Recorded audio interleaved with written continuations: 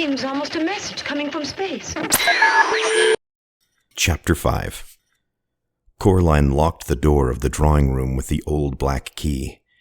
She went back into the kitchen and climbed onto the chair. She tried to put the bunch of keys back on top of the doorframe again.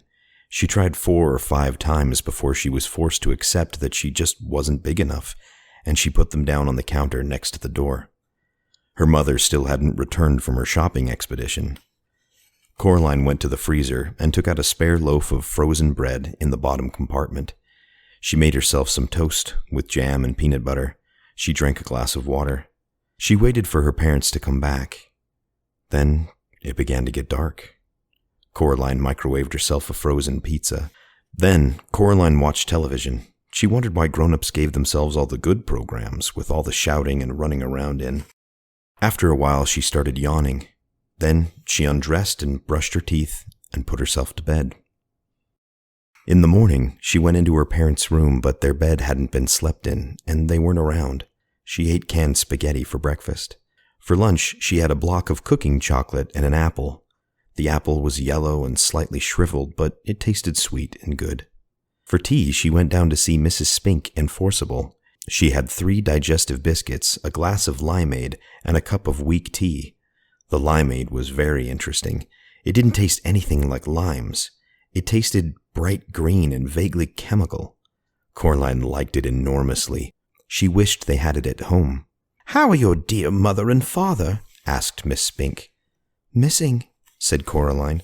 "I haven't seen either of them since yesterday. I'm on my own. I think I've probably become a single-child family." "Tell your mother that we found the Glasgow Empire press clippings we were telling her about. She seemed very interested when Miriam mentioned them to her." "She's vanished under mysterious circumstances," said Coraline, "and I believe my father has as well." "I'm afraid we'll be out all day tomorrow, Caroline lovey," said Miss Forcible. "We'll be staying over with April's niece in Royal Tunbridge Wells." They showed Coraline a photographic album with photographs of Miss Spink's niece in it, and then Coraline went home. She opened her money box and walked down to the supermarket. She bought 2 large bottles of limeade, a chocolate cake, and a new bag of apples, and went back home and ate them for dinner. She cleaned her teeth and went into her father's office. She woke up his computer and wrote a story. Coraline's story. There was a girl, her name was Apple. She used to dance a lot. She danced and danced until her feet turned into sausages, the end. She printed out the story and turned off the computer. Then she drew a picture of the little girl dancing underneath the words on the paper. She ran herself a bath with too much bubble bath in it, and the bubbles ran over the side and went all over the floor. She dried herself and the floor as best she could, and she went to bed. Coraline woke up in the night. She went into her parents' bedroom, but the bed was made and empty. The glowing green numbers on the digital clock glowed 3:12 a.m. All alone, in the middle of the night, Coraline began to cry. There was no other sound in the empty flat. She climbed into her parents' bed, and after a while she went to sleep. Coraline was woken by cold paws batting her face. She opened her eyes. Big green eyes stared back at her. It was the cat. "Hello," said Coraline. "How did you get in?" The cat didn't say anything. Coraline got out of bed. She was wearing a long t-shirt and pajama bottoms. "Have you come to tell me something?" The cat yawned, which made his eyes flash green. "Do you know where my mummy and daddy are?" The cat blinked at her slowly. "Is that a yes?" The cat blinked again. Coraline decided that that was indeed a yes. "Will you take me to them?" The cat stared at her. Then it walked out into the hall. She followed it. It walked the length of the corridor and stopped down at the very end, where a full-length mirror hung. The mirror had been, a long time before, the inside of a wardrobe door. It had been hanging there on the wall when they moved in, and although Coraline's mother had spoken occasionally of replacing it with something newer, she never had. Coraline turned on the light in the hall. The mirror showed the corridor behind her. That was to be expected. But reflected in the mirror were her parents. They stood awkwardly in the reflection of the hall. They seemed sad and alone. As Coraline watched, they waved to her, slowly, with limp hands. Coraline's father had his arm around her mother. In the mirror, Coraline's mother and father stared at her. Her father opened his mouth and said something, but she could hear nothing at all. Her mother breathed on the inside of the mirror glass, and quickly, before the fog faded, she wrote, "Help us," with the tip of her forefinger. The fog on the inside of the mirror faded, and so did her parents, and now the mirror only reflected the corridor and Coraline and the cat. "Where are they?" Coraline asked the cat. The cat made no reply, but Coraline could imagine its voice, dry as a dead fly on a windowsill in winter, saying, "Well, where do you think they are?" "They aren't going to come back, are they?" said Coraline. "Not under their own steam." The cat blinked at her. Coraline took it as a yes. "Right," said Coraline. "Then I suppose there's only one thing left to do." She walked into her father's study. She sat down at his desk. Then she picked up the telephone, and she opened the phone book and telephoned the local police station. "Police," said a gruff male voice. "Hello," she said. "My name is Coraline Jones." "You're up a bit late after your bedtime, aren't you, young lady?" said the policeman. "Possibly," said Coraline, who was not going to be diverted. "But I am ringing to report a crime." "And what sort of crime would that be?" "Kidnapping. Grown-up napping, really. My parents have been stolen away into a world on the other side of the mirror, in our hall." "And do you know who stole them?" asked the police officer. Coraline could hear the smile in his voice, and she tried extra hard to sound like an adult might sound, to make him take her seriously. "I think my other mother has them both in her clutches. She may want to keep them and sew their eyes with black buttons, or she may simply have them in order to lure me back into the reach of her fingers. I'm not sure." "Ah, the nefarious clutches of her fiendish fingers, is it?" he said. You know what I suggest, Miss Jones?" "No," said Coraline. "What?" "You ask your mother to make you a big old mug of hot chocolate, and then to give you a great big old hug. There's nothing like hot chocolate and a hug for making the nightmares go away. And if she starts to tell you off for waking her up at this time of night, why, you tell her that that's what the policeman said," he said. He had a deep, reassuring voice. Coraline was not reassured. "When I see her," said Coraline, "I shall tell her that." And she put down the telephone. The black cat, who had sat on the floor grooming his fur through the entire conversation, now stood up and led the way into the hall. Coraline went back into her bedroom and put on her blue dressing gown and her slippers. She looked under the sink for a flashlight and found one, but the batteries had long since run down and it barely glowed with the faintest straw-colored light. She put it down again and found a box of, in case of emergency, white wax candles and thrust one into a candlestick. She put an apple into each pocket. She picked up the ring of keys and took the old black key off of the ring. She walked into the drawing room and looked at the door. She had the feeling that the door was looking at her, which she knew was silly, and knew on a deeper level, somehow, it was true. She went back into her bedroom and rummaged in the pockets of her jeans. She found the stone with the hole in it and put it into her dressing gown pocket. She lit the candlewick with a match and watched it sputter and light. Then she picked up the black key. It was cold in her hand. She put it into the keyhole in the door, but did not turn the key. "When I was a little girl," said Coraline to the cat, "when we lived in our old house, a long, long time ago, my dad took me for a walk on the wasteland between our house and the shops. It wasn't the best place to go for a walk, really. There were all these things that people had thrown away back there. Old cookers and broken dishes and dolls with no arms and no legs, and empty cans and broken bottles. Mum and Dad made me promise not to go exploring back there because there were too many sharp things and tetanus and such. But I kept telling them that I wanted to explore it. So one day, my dad put on his big brown boots and his gloves and put my boots on me and my jeans and sweater, and we went for a walk. We must have walked for about 20 minutes. We went down this hill to the bottom of a gully where a stream was, when my dad suddenly said to me, "Coraline, run away, up the hill, now." He said it in a tight sort of way, urgent. So I did. I ran away up the hill. Something hurt me on the back of my arm as I ran, but I kept running. As I got to the top of the hill, I heard somebody thundering up the hill behind me. It was my dad, charging like a rhino. When he reached me, he picked me up in his arms and swept me over the edge of the hill.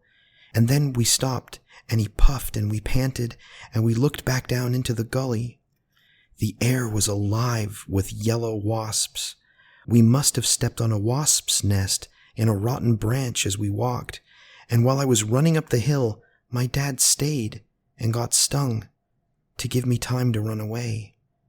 His glasses had fallen off when he ran. I only had the one sting on the back of my arm. He had 39 stings all over him. We counted later in the bath. The black cat began to wash its face and whiskers in a manner that indicated increasing impatience. Coraline reached down and stroked the back of his head and neck. The cat stood up, walked several paces until it was out of her reach, and then sat down and looked up at her again. "So," said Coraline, "later that afternoon, my dad went back to the wasteland to get his glasses back. He said if he left it another day, he wouldn't be able to remember where they'd fallen, and soon he got home wearing his glasses. He said he wasn't scared when he was standing there, and the wasps were stinging him and hurting him, and he was watching me run away, because he knew he had to give me enough time to run, or the wasps would have come after both of us." Coraline turned the key in the door. It turned with a loud clunk. The door swung open. There was no brick wall on the other side of the door, only darkness. A cold wind blew through the passageway. Coraline made no move to walk through the door. "And he said that wasn't brave of him, doing that, just standing there and being stung," said Coraline to the cat. "It wasn't brave because he wasn't scared. It was the only thing he could do. But going back again to get his glasses, when he knew that the wasps were there, when he was really scared, that was brave." She took her first step down the dark corridor. She could smell dust and damp and mustiness. The cat padded along beside her. "And why was that?" asked the cat, although it sounded barely interested. "Because," she said, "when you're scared, but you still do it anyway, that's brave."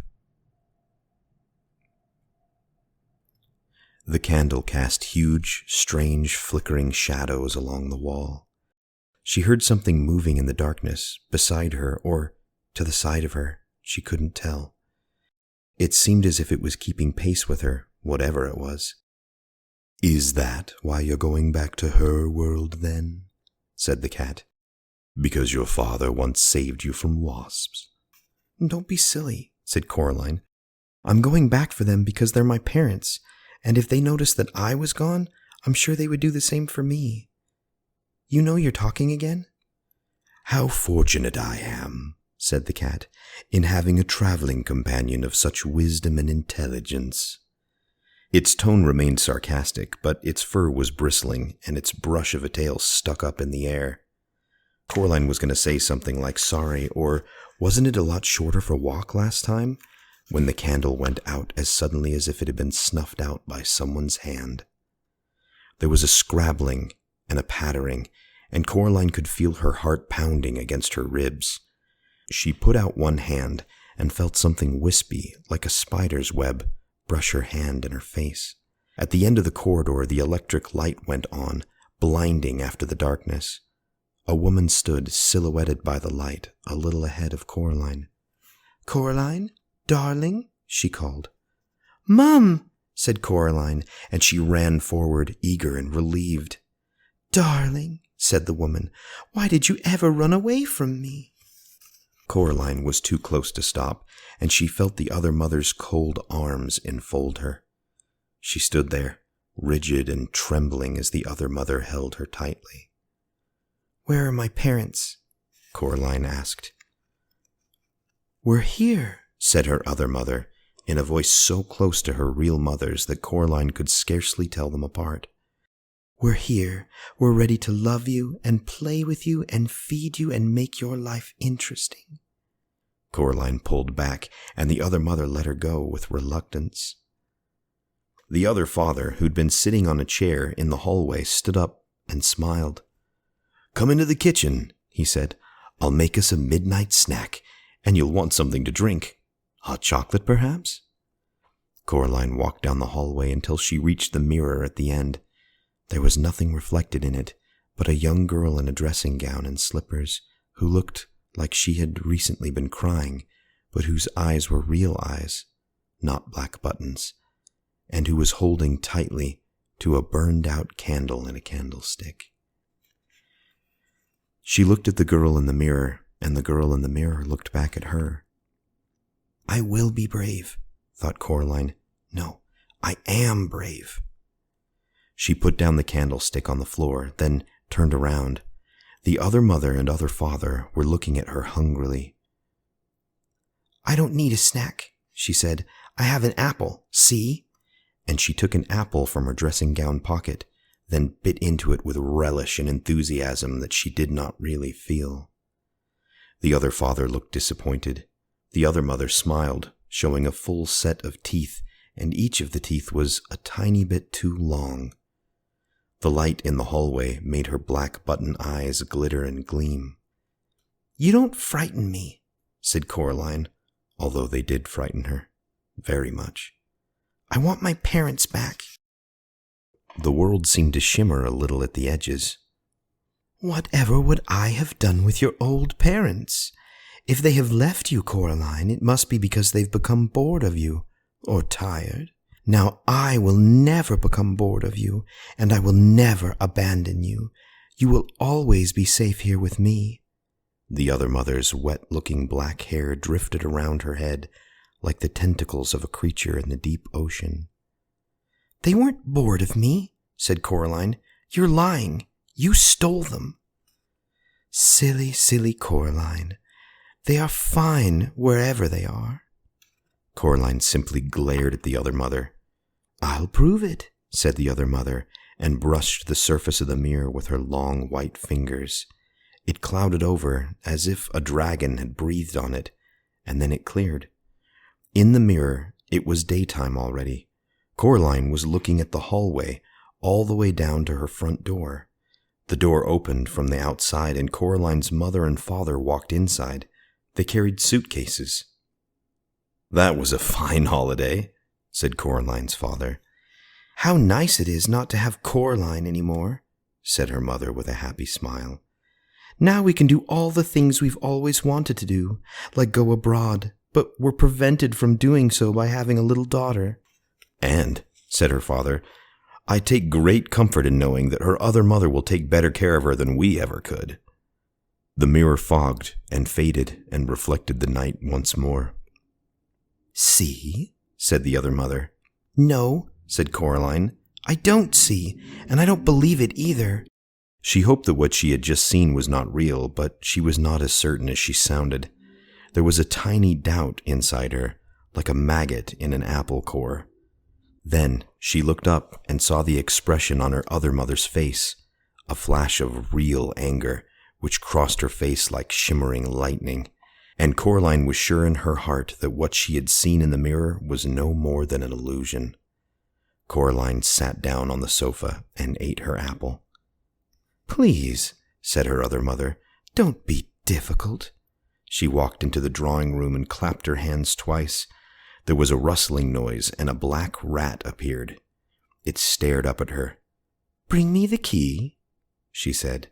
The rat chittered, and then it ran through the open door that led back to Coraline's own flat. The rat returned, dragging the key behind it. "Why don't you have your own key on this side?" asked Coraline.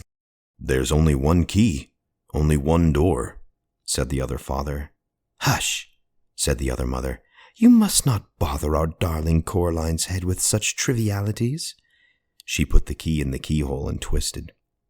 The lock was stiff, but it clunked closed. She dropped the key into her apron pocket. Outside, the sky had begun to lighten to a luminous gray. "If we aren't going to have a midnight snack," said the other mother, "we still need our beauty sleep. I'm going back to bed, Coraline. I would strongly suggest that you do the same." She placed her long white fingers on the shoulders of the other father, and she walked him out of the room. Coraline walked over to the door at the far corner of the drawing room. She tugged on it, but it was tightly locked. The door of her other parents' bedroom was now closed. She was indeed tired, but she did not want to sleep in the bedroom. She did not want to sleep under the same roof as her other mother. The front door was not locked. Coraline walked out into the dawn and down the stone stairs. She sat down on the bottom step. It was cold. Something furry pushed itself against her side in one smooth, insinuating motion. Coraline jumped, then breathed a sigh of relief when she saw what it was. "Oh, it's you," she said to the black cat. "See," said the cat, "it wasn't so hard recognizing me, was it? Even without names." "Well, what if I wanted to call you?" The cat wrinkled its nose and managed to look unimpressed. "Calling cats," it confided, "tends to be a rather overrated activity. Might as well call a whirlwind." "What if it was dinner time?" asked Coraline. "Wouldn't you want to be called then?" "Well, of course," said the cat, "but a simple cry of 'dinner' would do nicely. See? No need for names."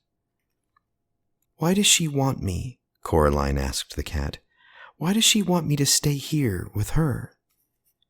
"She wants something to love, I think," said the cat. "Something that isn't her. She might want something to eat as well. It's hard to tell with creatures like that." "Do you have any advice?" asked Coraline.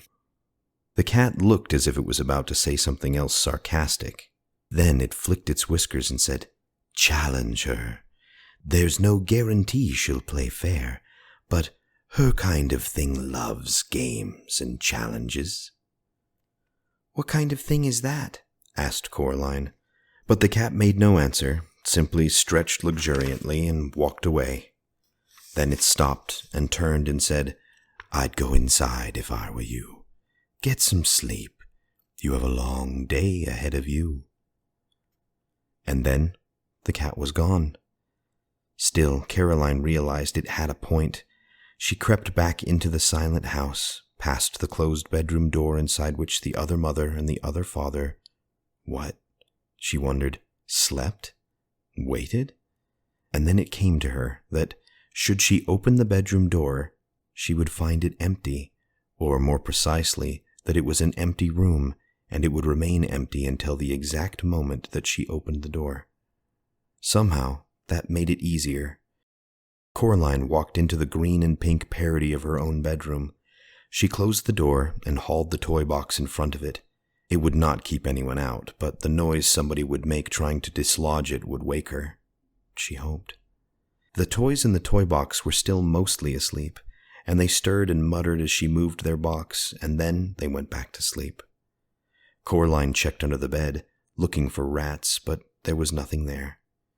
She took off her dressing gown and slippers and climbed into bed and fell asleep with barely enough time to reflect, as she did so, on what the cat could have meant by a challenge.